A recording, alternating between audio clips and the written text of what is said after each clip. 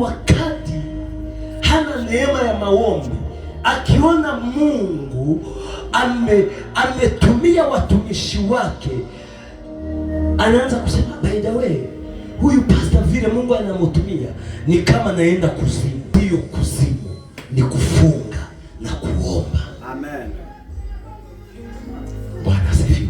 Amen. Ukiona watu wamefaulu kwa maisha na walikuwa maskini na tena kuna siri ya uombezi, sio hata wameenda kuzimu wapate utajiri. Siri ni moja, ni maombi na kufunga. Amen. Ambia jirani yako mwaka huu funga na uombe. Amen. Amen. Theme yetu mwaka huu ni the new beginning. Bwana sifiwe. Mwanzo mpya.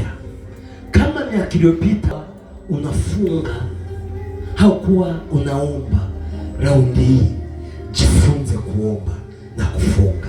Amen. Hata kama ikiwezekana, panda milima, enda milimani uombe. Bwana sifiwe. Amen.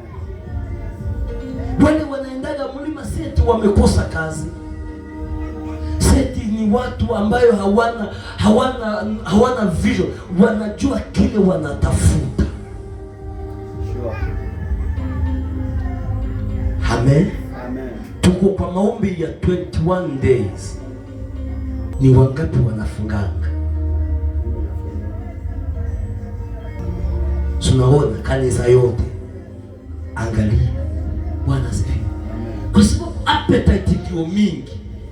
Na watu ukiona mtu akona appetite na nataka Mungu amtumie, hata kutumia hawezi kabisa. Haleluya.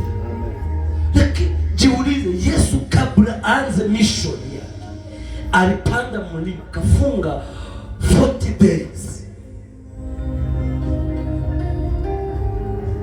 Wewe hata asubuhi unakujanga bila kuomba tu, unakimbia kwa madhabahu na hujaomba. Hiyo neema unatowanga wapi? Haleluya. Lakini tunashukuru Mungu kwa sababu mwaka huu ni new beginning. Haleluya. Ambia jirani yako ni mwanzo mpya. Enda jifunze kufunga na kuomba. Haleluya. Viongozi wa kanisa wale wataombewa, tujifunze kufunga na kuombea kanisa. Bwana sifiwe.